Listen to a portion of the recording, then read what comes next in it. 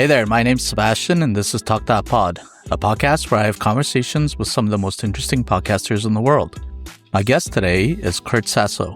Kurt is the host of Two Geeks Talking, an entertainment interview show with well over 1,000 plus interviews across cultural categories such as TV, film, music, and video games. Kurt, welcome to the show. Oh, thanks so much, Sebastian. I really appreciate it. And I'm really excited to be here because your shorts have been like popping up on my feeds there. And I'd be like, this has to be the show I have to be on. So thank you so much for this. Of course. Yeah, I'm happy to hear that. Okay, so you've described your podcast as sort of being in the spirit of inside the actor's studio. I'm curious what made you want to be sort of the geek world equivalent of James Lipton, and how did you decide, who and what subjects are sort of worth a deeper dive? Well, like everything else, you kind of stumble into podcasting where you say the phrase, let's do a podcast. So that's kind of what happened with me and a very good friend of mine. He was creating a website called webcomics.com, and he was putting together a webcomics database for independent comic creators. Cool. Back in the 2000s, early 2000s. So I was like, okay, this is awesome. This is amazing. We should really get together and create a podcast. He goes, well, I'm busy with the website, so go ahead. So no knowledge of technology, no knowledge how to do a podcast, no knowledge how to host a podcast. Fast forward 18 years later, and I'm the sole host of the show, 1,200 plus interviews in the entertainment field. So for me, it came down to I wanted to give these introverted people a platform to share their stories and to talk about what they love doing. And sometimes I can channel James Lipton, and other times I channel Gary Vaynerchuk, or other times I'm sharing Tim Ferriss, or whatever the case may be. But for me, it's really about their stories and my connection with them, either enjoying what they're creating or just making sure that they can get their message out in a nice, clean, safe platform to the best of my editing abilities. Before I get to some of my other questions about your podcast, I'm actually, now that we're talking, I'm realizing that perhaps we've had some overlap in the past, and I'm not really sure, but you've done interviews with webcomic artists, is that right? Mm-hmm. That's right. Okay. Yeah. Have you ever interviewed the Explosum guys, the guys from Cyanide and Happiness? Yes, I did one interview with Dave from Explosum back at the very first C2E2 in 2010 in Chicago. Wow, okay. Have you ever talked to Tim Buckley, the guy that does the Control-Alt-Delete comic? He's on my list to actually talk to. Yeah, it's funny. So there is some overlap there. Many moons ago, back in 2003, a friend and I started a clothing store, an online clothing store for geeks and gamers. It was called Split Reason. And we actually did all the merchandise for both Control-Alt-Delete and Explosum at the time. So we had that's awesome. We had a merchandise deal with them. So yeah, that's a funny overlap there. No, that's amazing because Control-Alt-Delete is one of my top 10 that I'm still trying to get an interview with, along with Penny Arcade. Yeah. But I've done things like I've done pretty much all of the godfathers of webcomics, from Brad Geiger to all of those guys there. So we could dive into that later. But no, that's amazing because I always loved the merchandise for Control-Alt-Delete and Cyanide and Happiness. They did some amazing work, and you guys did this amazing work too. Yeah, seems like a lifetime ago now. Okay, so you've said that everyone has a story to tell. I think I saw you say that somewhere, and that it's sort of up to you to bring it out of the people that you interview. I'm new to interviewing. I'm trying to learn as I go. You've done a lot. Like you said, 1,200 interviews. I'm curious what your actual technique is for getting a guest that maybe is a little bit shy, a little bit reluctant to tell their story. How do you kind of get that best storytelling out of them? Well, that's better than asking how do you pull teeth? I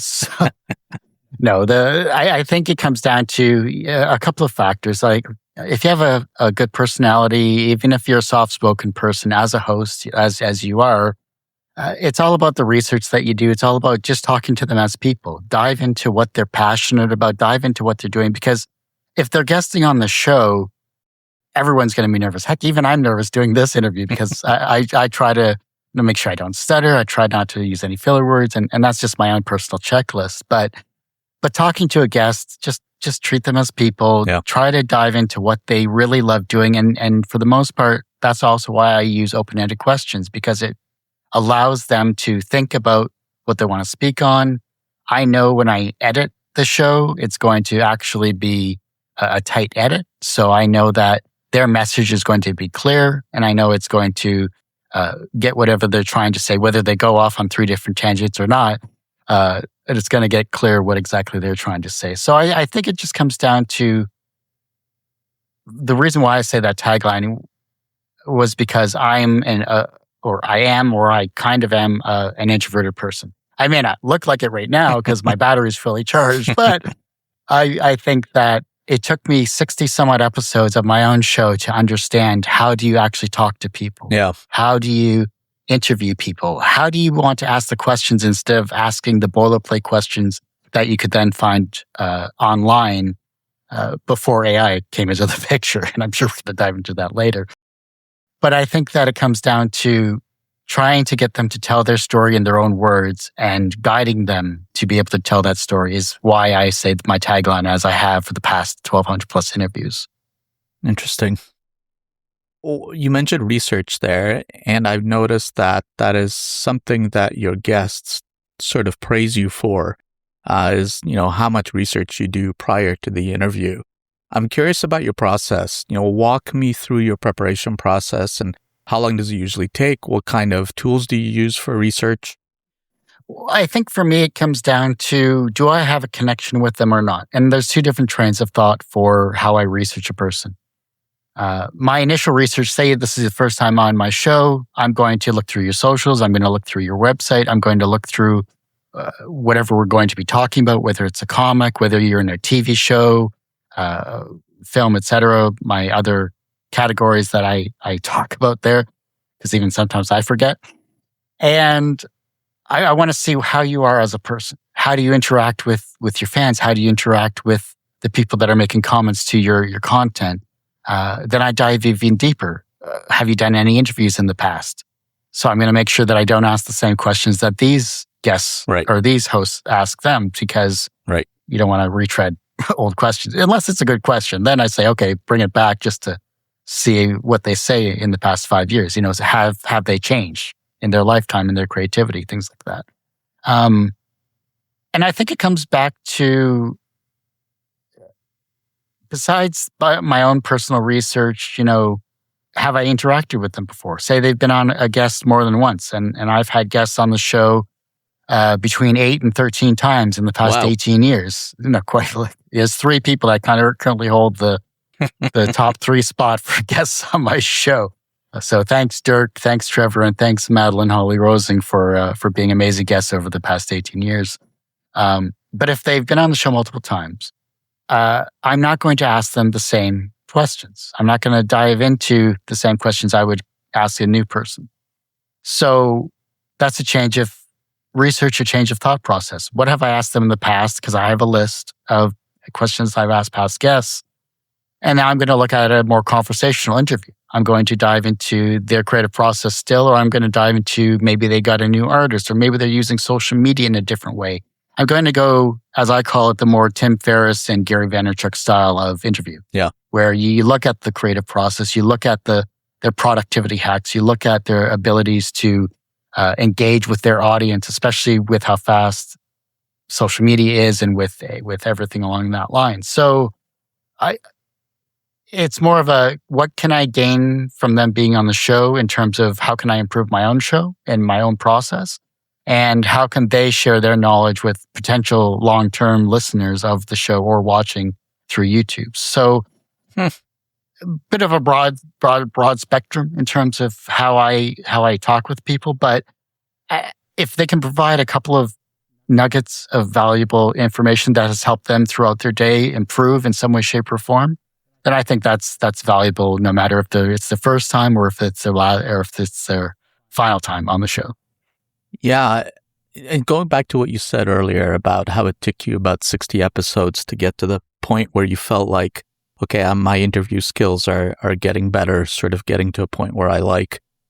When you look back at some of those earliest interviews, are there things that make you kind of cringe and look at them and go, wow, those were some lessons learned? And, does looking back at those mistakes kind of still guide you the way you interview today? Well, I still hate the way I sound. Nobody likes the sound of their own voice, do they? It's ironic, like, especially as hosts, we have to edit this stuff afterwards. So we have to listen to ourselves over and over and over again. I really had to get over that hump. I with the first few episodes, I was like, oh my God, I cannot stand hearing the sound of my own voice. But you know what? I've gotten used to it. I don't know if that happens for everybody too, or every podcaster that winds up having to listen to themselves, like you said, over and over again. But it took a few episodes where I stopped kind of like having this weird visceral reaction to like, oh, what? I sound like that? Jesus. Oh, yes. So for me, it came down to the reason why the guests speak 90% of the time and I speak only 10% of the time is because, one, the guest is the focus of the interview. It's not me as the host. That's kind of the guideline I set for myself as a host of the show. Secondly, if I mess up on my questions, I tightly edit my own self too. So it's not like I give any dead air or fillers. Back to learning about the history of my own process there. Going back in 2008 when we started, we were doing 2-hour plus live call-in sessions with our guests. So through talkshoe.com, we were literally having them call in and people could listen to it live and people would call in with their questions. And it was a huge process. And so I learned a couple of things about that, which was one, I didn't have time to edit it, so I let it all go raw. Sure. So there are at least 1,000 interviews or 800 plus interviews that are just awful, in my opinion. Horrible audio quality. I learned how to use technology properly. I learned how to use social media a lot better. I learned how to ask questions. I learned how to work with a host at the time. He was the host, I was the co-host, and understand how to play off of other people rather than just being a single person. By episode 61, when I had to become the host of the show, I had to kind of shift my mindscape. I didn't have anyone to fall back on, so I had to focus on what exactly I needed to do. How do I become a good host? How do I ask questions? How do I ask the questions I want to ask the guest? Can I learn something from them in some way, shape, or form? And that process, and that was like year 4 of the show on, I started getting my own voice. I started learning how I sounded as a host, how I wanted to sound as a host, how I wanted to ask questions of my guests. And I wanted to be able to provide value in some way, shape, or form. I don't know if I have over the years. I guess I have. I'm still here. But like I said, it's always been about my guests. So I learned that technology is ever changing. I learned that you can always improve your video quality in your cameras, but if your audio is horrible, then it doesn't matter how you look, but it always matters how you sound. So that's what I took when I switched to video as well. Always have good audio, always have a good camera, and always have good lighting, and make sure that you're clear and your guest is clear, and everything else will work out in the end. Makes a difference for sure. Yeah. I'm curious also, you've done so many interviews, you've talked to so many people. Over that span, has any of that sort of networking with the people that you interview led to any work opportunities, any business opportunities, anything like that? I think it has in a way, whether I'm conscious of it or not. By year 5, I was getting a lot of I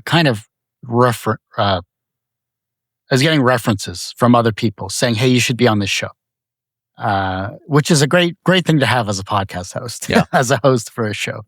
Referrals are wonderful to have, especially if the guests you had really took a liking to your style of interview, really took a liking to your process, really took a liking to your final edit of the show itself, if you decide to edit. For me, I do edit because I like to keep it tight, hour or less. That's beside the point.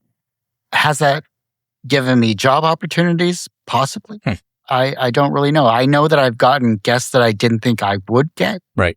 Just because I reached out and asked and said I had this person who happens to be an acquaintance of yours on the show and they enjoyed the process. So subconsciously, maybe that was a connection that I didn't realize. And now that you asked the question, I'm actively thinking of it now. So that's good. Thank you for that.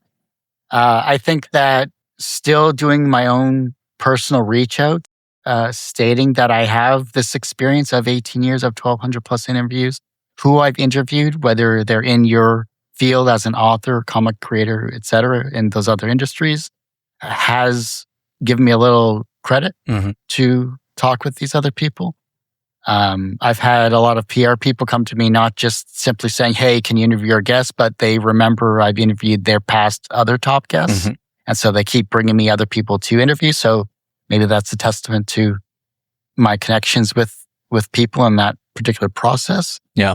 I think that it just comes to the trial and error of being a host. It comes down to being able to actively keep yourself on top of your own game, whether you're researching new questions or reaching out to people. I think is a factor that a lot of hosts don't do enough of, whether it's through your newsletter, whether it's through social media, whether it's through reaching out to their gatekeepers, whether they're PR reps or their actual managers. The worst thing that they can say is no. So it's not like there aren't 8 billion other people that you can reach out to, right? Sure.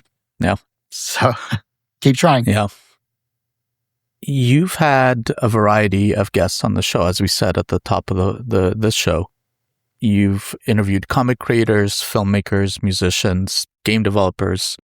Are there any common personality traits that you've noticed among them that you think maybe contribute to the fact that they've successfully built creative careers? I think there's two factors that have made these people successful. Their ability to keep pushing forward with perseverance, with determination, with spite in some cases, with luck in others, with their connections they built up over their own professional careers. I think that they're always striving to do better in some way, shape, or form, whether it's a particular process in writing or in art. I think that embracing technology as they have, but stepping back from others like AI, if it damages their profession and stating as such, that they stand by their morals and they stand by their ground as a professional trying to make it in this world. So drive and determination is always a huge factor. The business side as well too. How do you become successful in your business as a comic creator? It's extremely difficult. Same as a musician, same as a TV actor or actress, same as a video game developer. You have to keep striving and pushing forward towards this passion because you don't think of it as a passion. You think of it as a goal. You think of it as your drive to become a successful business person.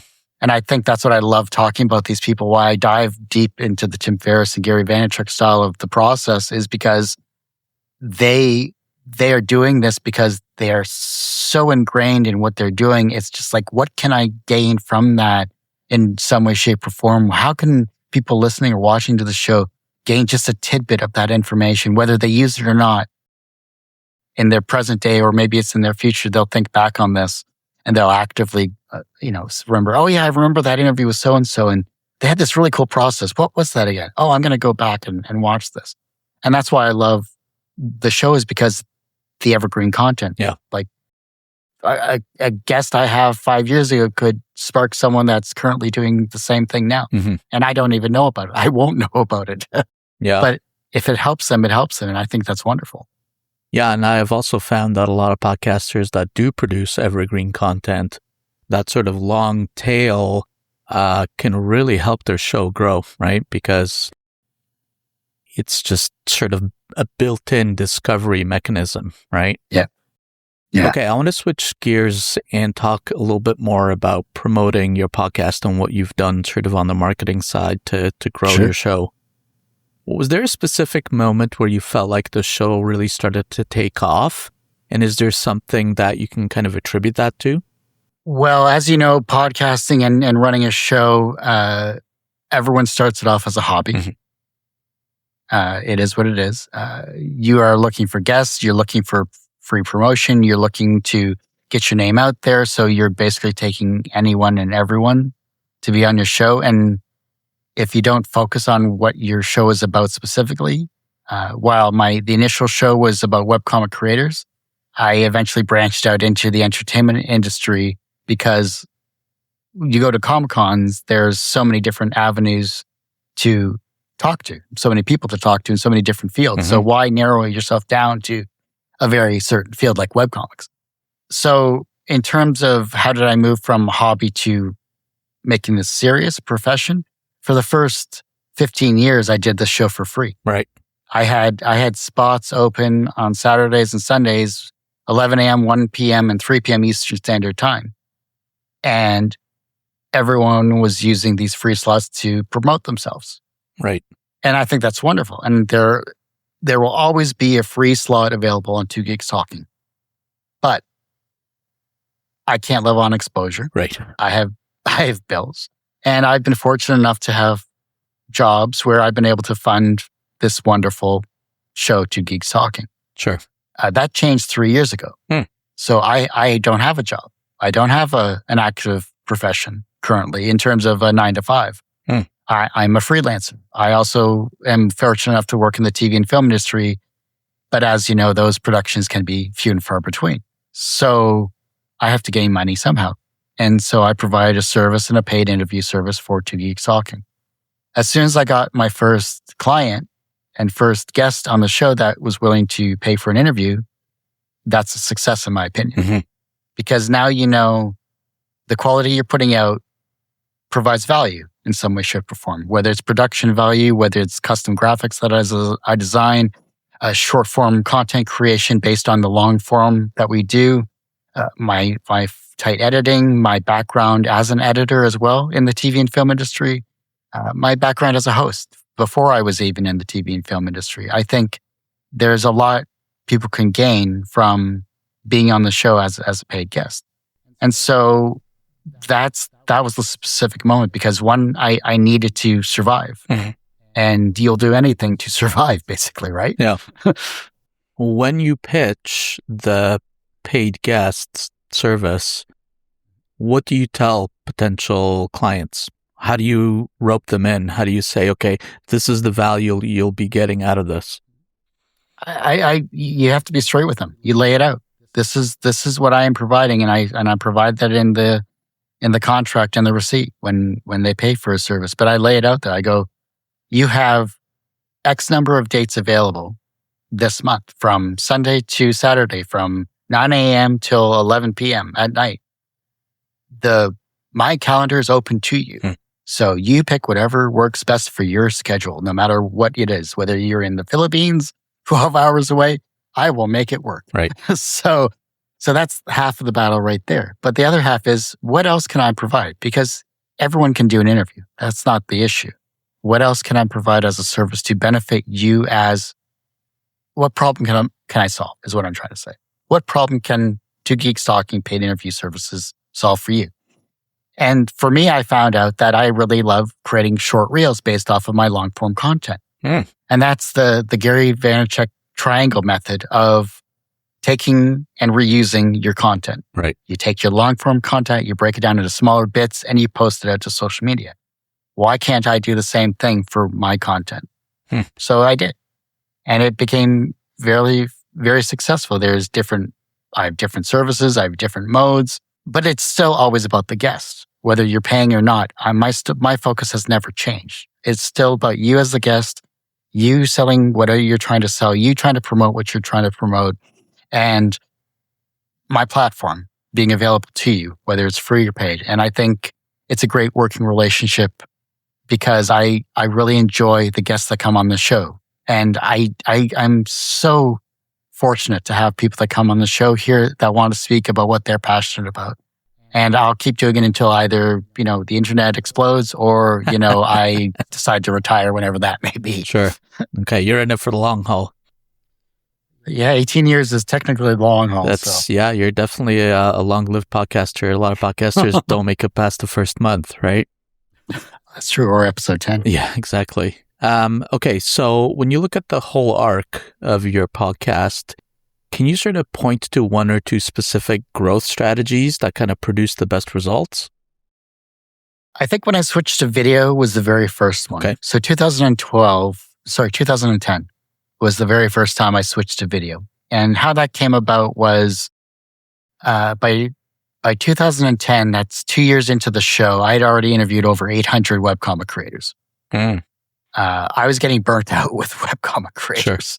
Sure. Nothing against them, but once you kind of run the well dry, you need a fresh change. So a comic artist friend of mine had started his own collective of comic creators in Chicago. And so he invited me out to Chicago. I went to the very first C2E2, and I had interviewed about 500 people there, basically. Wow. I was on my feet for 4 days straight. It's also how I learned to wear comfortable shoes, because as much as dress shoes look amazing, they are horrible on cement. So, and that's beside the point. So switching to video was the very first kind of step up in my creative journey to, I think, professionalism. Because I was against major news medias. I was against CBS, NBC, whatever other media outlets were out there. And I'm just a guy with a camcorder and a little Sony handheld recorder. Yeah. I don't have the professional equipment, but my drive and my focus is to get as many interviews as possible in the shortest amount of time possible, because I don't want to take away from their business. Yeah. So that was one of the key factors. And once I got the YouTube channel up, once I got the social media handles kind of locked down for the show itself, it was about posting out this content and getting connections and building an audience on a social media platform, and not inundate them with, hey, watch my show, listen to my channel, make actual connections through social media. And that was kind of that second stage as well, to make sure that I'm not just talking at you to try to push the show. I want to know what you're about, what you'd like to do as a profession or as an indie creator. And you like baseball, or you like, Pokemon, or you like video games. Oh, I love that too. Let's make that connection.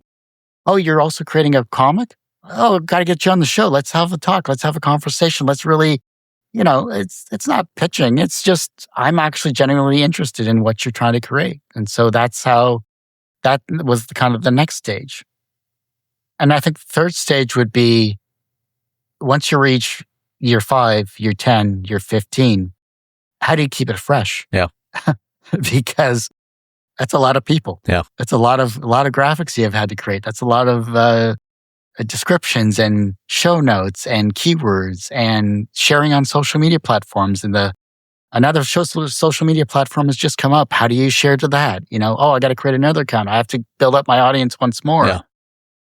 And on and on and on. And how do you not burn yourself out? Yeah. Yeah. I really admire that longevity. It's been my experience in my life, at least, that whenever I've spoken or ran across people that were extremely successful in one way or another, it's because they've been doing the thing that they've been doing for a very long time. And it's the old sort of, 20 years in the making overnight success. I think that's a lot more common than people think. And I think a lot of podcast creators would be smart to think about their shows that way. It's also very interesting to me that you were to video so early. I mean, 2010, like there were no video podcasts, if any, right? There were maybe a few. No. So I'm curious there, now that we're, in 2026 here, there's a huge push by sort of the podcasting world into video now. And I mean, a big part of it is because they're trying to sort of run with the herd, but also because they realize that a lot of these platforms, YouTube, Instagram, TikTok, it's short form video, and it serves as a great discovery mechanism.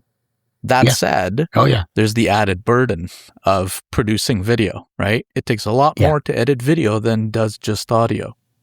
And I really find that interesting because, the technical barriers to video have dropped, right? You're right. In 2010, it was harder to sort of figure out what equipment do I need? What kind of lighting do I need? now, anybody with an iPhone can do video, right? Now, some do it better than others, obviously. Some sort of put more effort into the professionalism of how their video's set up. But yeah, I'm curious what you think about that sort of recent push to video in the podcast industry, because there's some opposing opinions. Some people think that podcasts should remain purely audio, that it's a medium designed for that intimacy. But clearly, the industry's heading the other way. No, I don't think so. I think they go hand in hand. I honestly think it goes hand in hand. And I have two trains of thought on this. When I first started in 2008, I learned about podcasting through Podcast Answer Man, Cliff Ravenscraft. That's how I learned how to podcast. I went to his website. I was watching I was reading his articles. I was learning all about that stuff there. And so that's how I got TalkShoe. And that's how I learned that audio quality is really key, because TalkShoe only has 64 hertz audio, 96 at best if their servers weren't overloaded.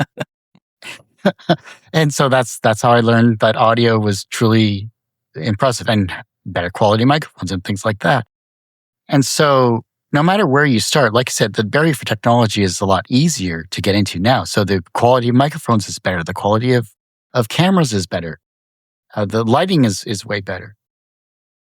But you're still putting the same content out. So why not do video as well as audio at the same time? Sure. When I produce a show, yes, it's for YouTube, but I'm editing for audio. So I'm not going to double the amount of work just to do a podcast. Right.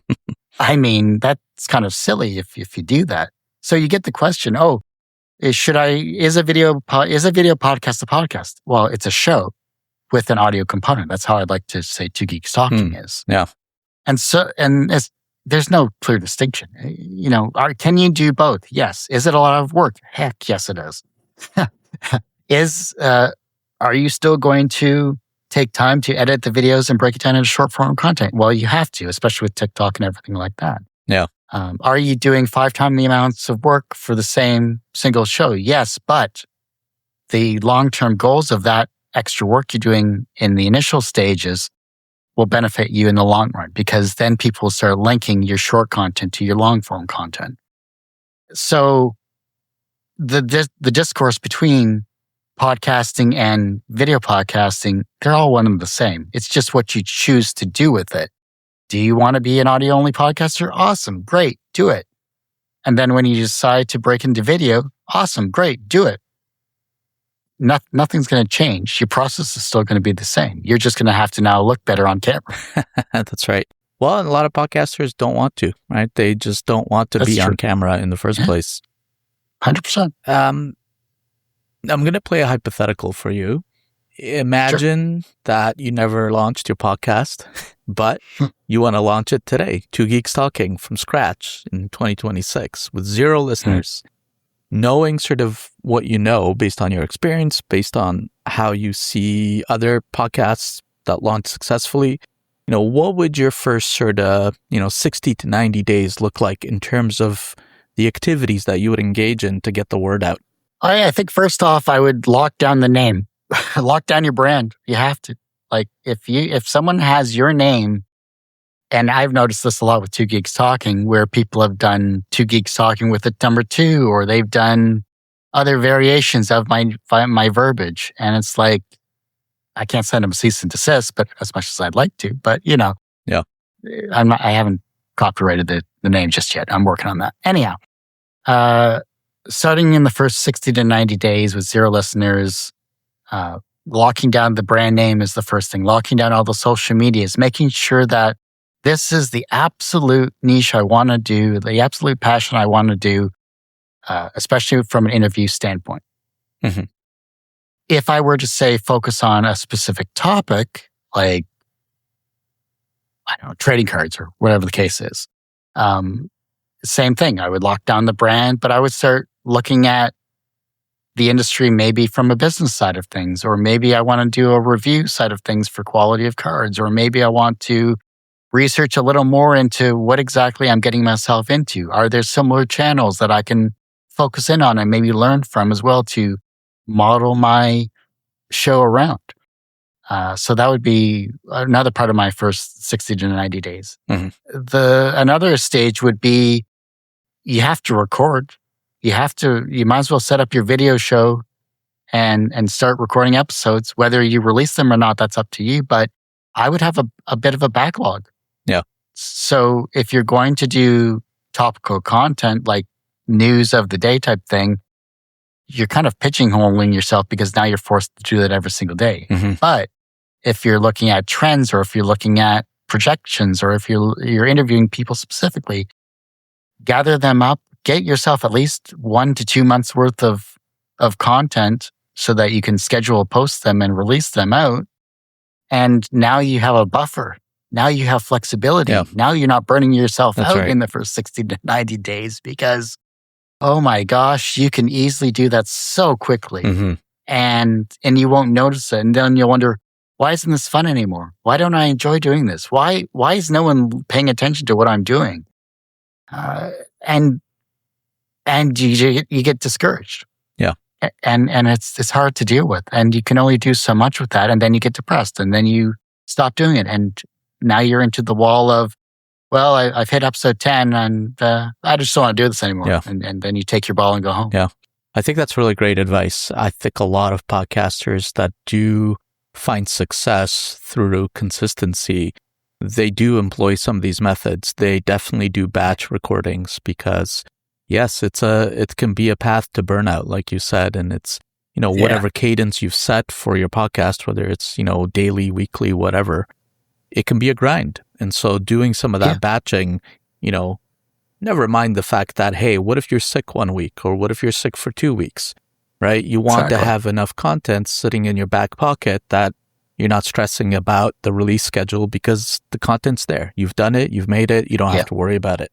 That first 60 to 90 days is really critical for yourself as a host because not just the business side of things, not just the social media side of things, but you're finding your voice in those first 60 to 90 days as well, too. Maybe you try one style and it works great with one guest, but it doesn't work with another. Yeah. You got to pivot. You got to actually figure out, well, how you got to find your voice is what I'm trying to say. And so if you can do that, then that's great. But you're always going to tweak it. You're not going to use the same questions every day. You're not going to use the same questions for every guest. Like I've done, I've switched it up with multiple repeat guests on the show. And it's improved myself as a host, but it's also improved my ability to speak with people and not be locked down to certain questions or not be locked down to a certain process, cadence or not. And you find your own flow and your own rhythm. And if you can do that, year one is going to be easy for you. You're locked in for year two and you're now pre-scheduling guests on the show. And you're saying, okay, well, my guest list is now filling up. You got to book ahead of time. Yeah. And that's another wonderful thing to have as well, too. I'm booked until, I think early July at this point currently, but I will take my time and make sure that everyone that wants to be on a guest on the show can be a guest on the show. So, yeah, that's incredible. Now, like any good podcaster, you probably pay attention to your analytics. I know I do. Is there a metric or an analytic that you care most about? Is it downloads, subscriber growth, engagement, maybe guest feedback, or is there something else that you care the most about? Guest feedback is nice, but it's not a metric I rely on because I only get few and far between. I get their appreciation at the end of the interview, which is wonderful, and I will always reach out to them, especially if I need a guest in the future, and keep in touch with them because that just makes you a good person, not just a host. It makes you a good person. Yeah. It's amazing what you can do with the simple matter of, hey, how's your day going? Back in 2012, when the podcast stopped, only because of time, but I switched full-time to YouTube, the show had over 750,000 downloads from 2008 to 2012. By 2016, the podcast apparently was deleted by TalkShoe. So I lost that archive on TalkShoe specifically. I still have 20 years in IT, you back up everything. Yeah. So I made sure I have. So downloads I don't really care about. Most recently, as of I think January of this year, I just reached 720,000 views on YouTube. So I think that's wonderful for a long format content show. I'm not a Mr. Beast.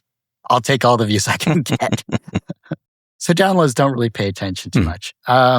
It's great to see. I love it, but not a real factor. The real factor I pay attention to, and this is probably why I'm still not monetized, is because I care about the guests. I care about the people. Yeah. That's all. I mean, it's maybe silly, but they're our bread and butter in terms of free or paid. But they're also talented people that want to share their stories and they want to get their self out there because maybe they're social media, or maybe they're not active on social media, or maybe they're so introverted that it's like pulling teeth because they just don't know how to communicate. Yeah. It's happened 5 times, by the way, in 18 years for me. So, wow. But you get past that. Yeah. And you make sure that the final product you release benefits them in every way, shape, or form, no matter what the case may be. So yes, downloads are great. Subscriptions are amazing. Engagement is always welcome. So please like and subscribe and go to the YouTube channel because my website's going through a revamp. All those wonderful keywords. But I think if you can get guests feedback saying they loved this and this and this about the show, or they didn't realize that I was going to ask a certain question and it made them actually think, I think that makes me smile. That makes me think that, warm fuzzies, and makes me good, that I actually have done something to maybe brighten their day or make them think in some way, shape, or form. That's a wonderful way to think about it, for sure. Is there a piece of podcasting advice that you see floating around, whether it's related to promotion or production, that gets sort of repeated constantly by, the sort of podcast literati, but it doesn't really work anymore? Because I have personally found that there are a number of things that are repeated often. So I find some of the advice given to podcasters, especially on the marketing side, to be like questionable. Is there anything like that you've found as well? No. You've opened the door here. You have to give me your top 3 in this case. Okay, well, one of the first things that I find kind of interesting that is still repeated over and over again is the idea that just make good content. Don't worry about anything else. It'll take care of itself. Don't worry. Make great content. Make a great podcast. So yes, that's great advice in the sense that, you should begin with that as your base, as the very lowest of the low bar to clear. Is make something people want to listen to. I mean, it's obvious. Well, otherwise, why are you making a podcast? Are you making it to share with your 5 closest friends? You know what? That's okay too. But then that's not really good advice to heed if you're actually trying to grow your show. Another one that I see often is around podcast SEO, especially as it relates to how people optimize, their titles, their episode titles, their descriptions, show notes, and all that. There's all kinds of bad advice in there as well. What's the third one? I think a lot of podcasters still haven't embraced, and I know that this is sort of counter to the idea of, well, a lot of podcasters are doing this part-time, a lot of them are doing it as a hobby. But again, if they're invested in trying to grow their show, they need to take it seriously in the sense that this is a content operation. You are competing for attention, and that attention is scarce. Yes. You're not just competing with other podcasters. You're competing with Netflix. You're competing with Hulu. You're competing with Disney. You are competing for attention, period. Yeah. How are you going to get that attention? There's the easy ways. There's being controversial. There's being flagrant. There's being obnoxious. There's spreading misinformation, sort of pandering to people's lowest sort of base instincts. Yeah, sure. Yeah. You can go that way. And a lot of people have. And I don't know how they feel about themselves at the end of the day and how they sleep at night, but hey. But, nowadays, you have to go where your audience is. And a lot of podcasters, I think, are still hesitant to do that. And I don't see that advice being given very much. Let's say I had a conversation with James Cridland of Pod News, and that is one of the things that he pointed out as well, is like, even if you have the most obscure podcast imaginable, underwater knitting. Okay, that thing doesn't really exist, but let's say it did. It was obscure. You go where the underwater knitting people hang out, and you become the well-known source in those places, those communities, wherever they are. And I feel like a lot of podcasters would benefit from that. Yeah, there's a lot out there, and I've seen a few that are really taking the lead to get podcasters to become paid as part of their network and things like that. And I think we didn't have that back then, so I think that's a wonderful avenue, especially if you're looking for guests and things along that line. And it's a true networking business, is what I'm going to say for podcasts specifically. Alex is the guy that runs that one specifically. I can't think of his last name, Serafino or something like that. So for me, I think bad advice given not only for podcasting but for YouTube as well too, because they're one and the same, at least for what I have to deal with, is, keywords don't matter, hashtags don't matter, titles don't matter. Your descriptions are too long, your descriptions are too short. No one's going to look through your chapters, and yet now YouTube is pushing chapter breaks because they want their AI to run through those chapters to feed other people. There's this whole algorithm with that as well too. The whole making a good show. Yes, everyone can make a good show, but do you want to know what exactly, or you want to know how that actually happens? It's because people still say, let's make a podcast. And it's because it's such back and forth, and it's become cyclical. And it's like, sure, you can make a podcast, but have you researched what you want to do? Have you done everything like that, as we previously talked about? And for the most part, they just want to get two people to talk on camera, or they want two people on a show, and they just think, if I create it, it'll get noticed and we'll get picked up and we'll get money. And, they don't put the work into it. Yeah. And I think that's the hardest part about being a host or being a podcaster is, if you don't put in the work, you're not going to get the results. So you have to do that.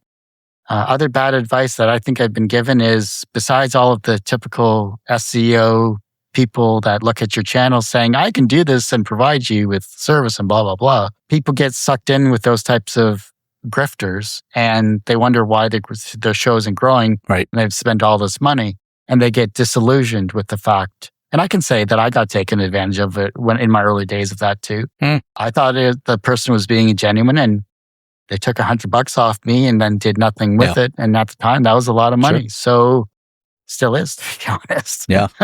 And so you lose trust in people. You lose trust in the institution you're trying to build. And so you close yourself off. Yeah. And you just start doing things alone, and you start marketing alone, and you start promoting alone, and you start asking for guests alone, and you stop trusting people and stop trusting the process. And you think this is how you stop working as a host. And you just say, I just want to get an episode done.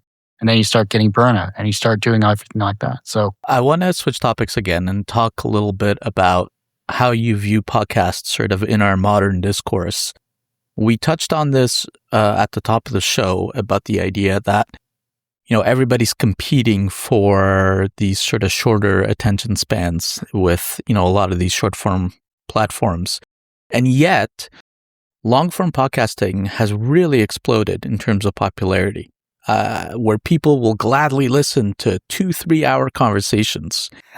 Why do you think that modern audiences crave these kinds of shows, these sort of deep dive, whether they're interview shows or they're narrative shows, when the rest of the internet is trying to sort of feed them, 5-second, 10-second videos? Well, the funny thing about what you just said is this is all cyclical. I've seen this.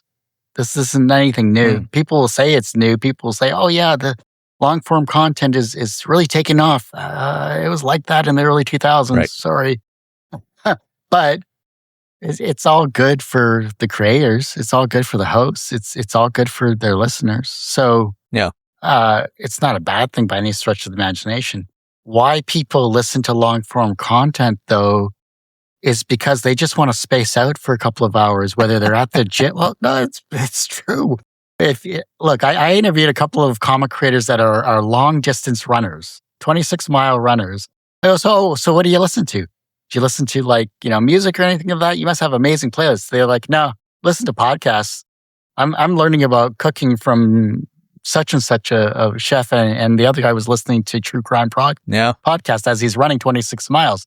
So he's either going to change professions or is just something to pass the time. I don't know yet. Yeah. I didn't ask. I was scared. Anyhow. But I think because people are fighting for attention spans, we have two trains of people. We have an older generation that's locked into long form content, which means they're focused on a specific task and they just want background noise. And then you have the younger generation that have grown up on TikTok, grown up on short reels, and grown up on all of this short form content because that's just the way they're currently wired. And maybe they'll appreciate long form content in the future. But as of right now, we're at the whims of an algorithm and we're at the whims of the people that want their eyes on our content. So as a host, as a creator, you're going to have to create both. Yeah.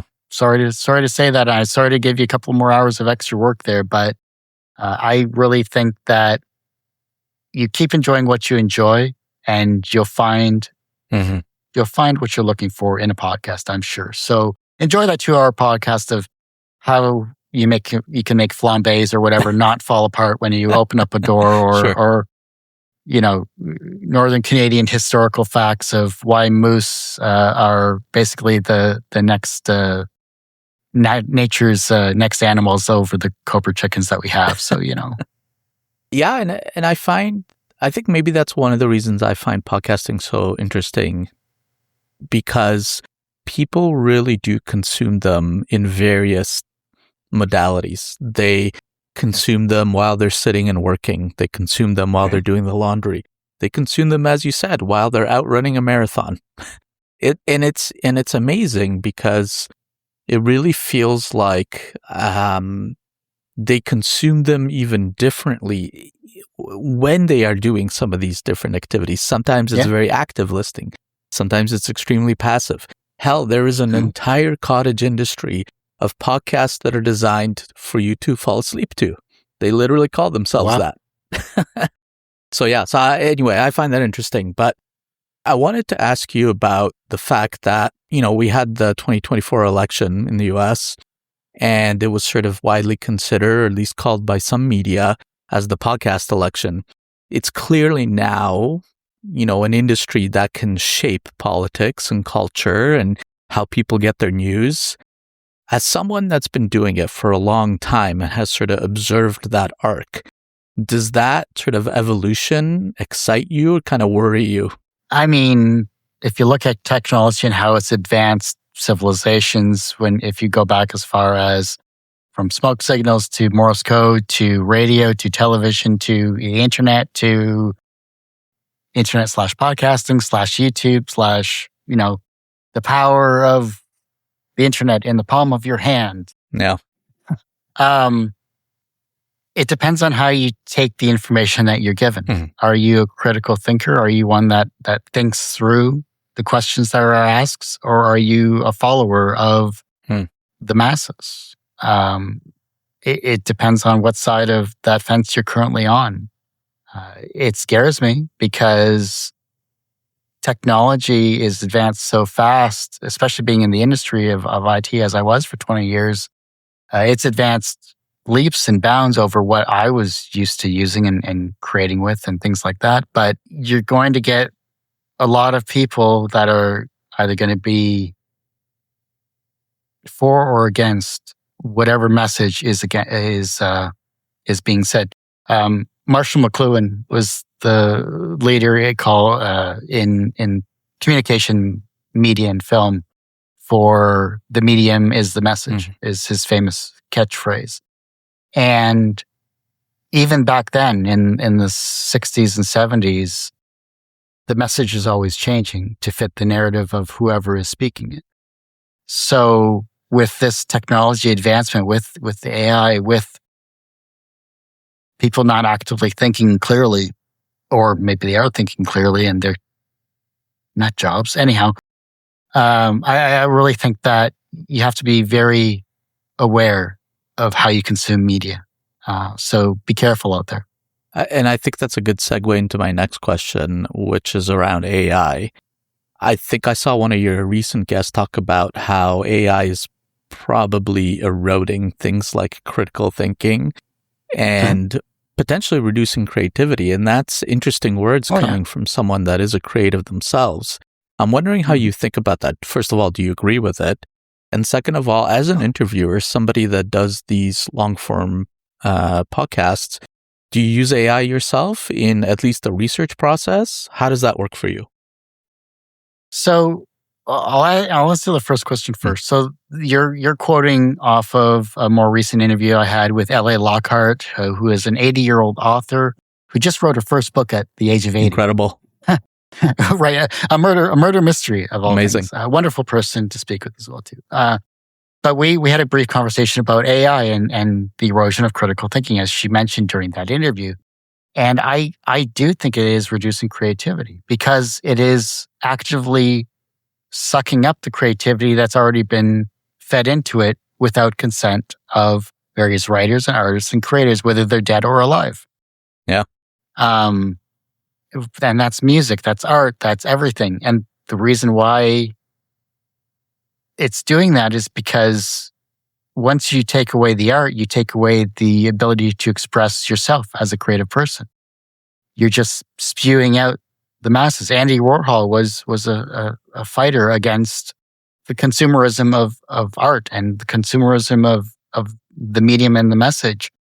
You have more modern artists nowadays that are actively fighting against AI. You have all of these comics that you post on Facebook and things like that are AI generated, are done by actual creators that have put their blood, sweat, and tears into the art. Yeah. And the only reason why people are mass consuming it as they are is because they don't actively want to pay for things. And that's common no matter what era or decade you're in. And it is reducing the creativity because if you could just simply become a prompter, because I'm not going to call you an artist, I'm not going to call you a writer. If you are a prompter and you just create this work, I have no hope for you in the future. Yeah. No, I hear you. Quite literally. You're not a creative person in any way, shape, or form. I went back to art school and communication media film at 33. Wow. I had to draw color wheels. And I had been in the IT industry for 20 plus years. I had to actively use my brain to think, how do I mix colors? Yeah. And I hadn't done that since 8 years old. Can't do that with AI. Yeah. So step away from that and actively become a creative person yourself, and you'll understand the struggle and the frustration of why you're not as good as your favorite artist or your favorite writer. You have to break away from that in order to do that. To answer your second question, do I use AI in any of my research? No. Okay. I as easy as that is, it's 90% wrong. Okay. So that's why I prefer the old tried and true method. I know I'm an old fart. Give me a break here. I prefer the tried and true method of actively going on their socials, their websites, looking at past interviews, because it's there. It's actively available. And I know I'm going to find something that an AI can't pull from. Yeah. So that's just my creative process. If you use AI for your own podcast, if it helps speed up your process, I know other hosts have done that. Those that have disabilities that use AI to generate the content for their stuff. Honestly, that's amazing. Please do that. And it helps you create an amazing show. By all means, I think that's wonderful. For myself, I don't actively use it because I like my process and it has not swayed me in any way, shape, or form. It's created what I've created in the past 18 years. So I think it's helped me become a better researcher, interviewer, host, and hopefully person to speak with. Just going back to your podcast quickly, I'm curious about, because a lot of the people that you probably interview, you already know their work or you're a fan of their work, presumably some of them at least. I'm curious how you sort of are able to kind of create that divide so that you kind of maintain enough distance to sort of still ask them challenging questions while still, remaining a fan of their work. I'm sorry. I geek out constantly. There is no divide whatsoever.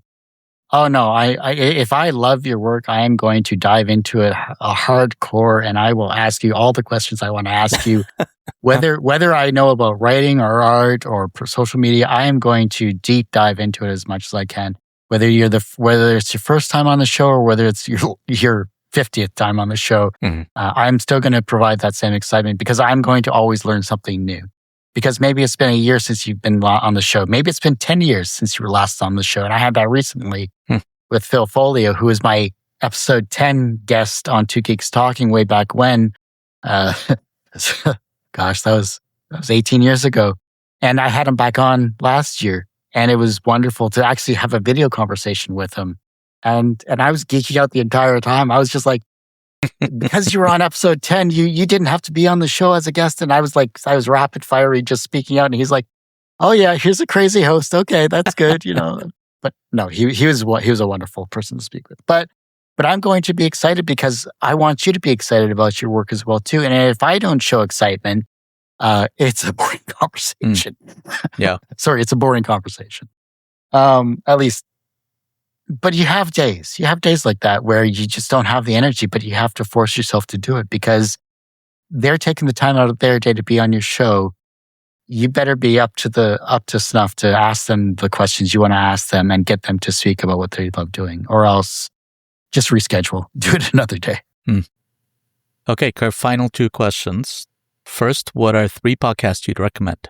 Well, I'd recommend this one. Can I say that? Is that good? Yeah. Sure. Okay. No, I've had a blast here, actually. It's been a wonderful conversation with you. So I would definitely recommend this one for sure. It is my favorite podcast. Insert whatever tagline here. I think another one would be, I think Tim Ferriss has an interesting interview style. If you want to dive deep into, deep dive into the process of being productive and being business minded. He doesn't do it for every guest, but he's pretty consistent in that respect. He was one of the very first podcasts I listened to way back when. And I think it really depends on what you like listening to and what your niche is. But I just think it's not a podcast, but I think Gary Vaynerchuk's just his YouTube channel, his shorts, his content, just his message overall about becoming a better person and becoming a better business person and always striving to become proficient in what you're passionate about, I think is just a really good, solid message to kind of get your day going, even though he is a Jets fan. So go figure. That can be forgiven. Okay. Yeah, I guess. Where can people find you online? So you can find Two Geeks Talking on our YouTube channel, youtube.com/TGT Media. You can find our podcast by searching Two Geeks Talking. That's TWO Geeks Talking, wherever you get your podcasts, or twogeektalking.podbean.com. You can search for me on social media at Kurt Sasso, Kurt Sasso, Sasso, or at Two Geeks Talking.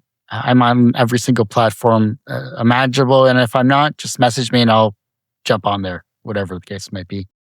And the website is going through a complete overhaul, so you can find older content on that. I don't know if it's broken or not, but it is www.tgtmedia.com. And I really appreciate you, Sebastian, for having me on the show. It's been a real amazing time here. Terrific. Thank you. And it's been a privilege as well to speak with someone that's been in the game for so long. So thanks again for coming on the show, Kurt. Thank you so much. All right. Thanks for listening to this episode of Talk That Pod. Make sure to follow us on all the social places. Just search for Talk That Pod.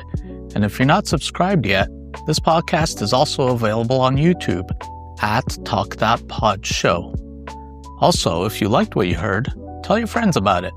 And if you really liked it, give us a follow or subscribe on your favorite podcast app. And if you're a podcaster who wants to come on the show, go to talkthatpod.net and submit a request. Finding great podcasts is hard. That's why you should also check out Find That Pod. It's a podcast recommendation newsletter I write every week, bringing you 5 amazing new podcasts you should listen to. Subscribe today at findthatpod.com. Thanks for listening, and I'll catch you in the next one.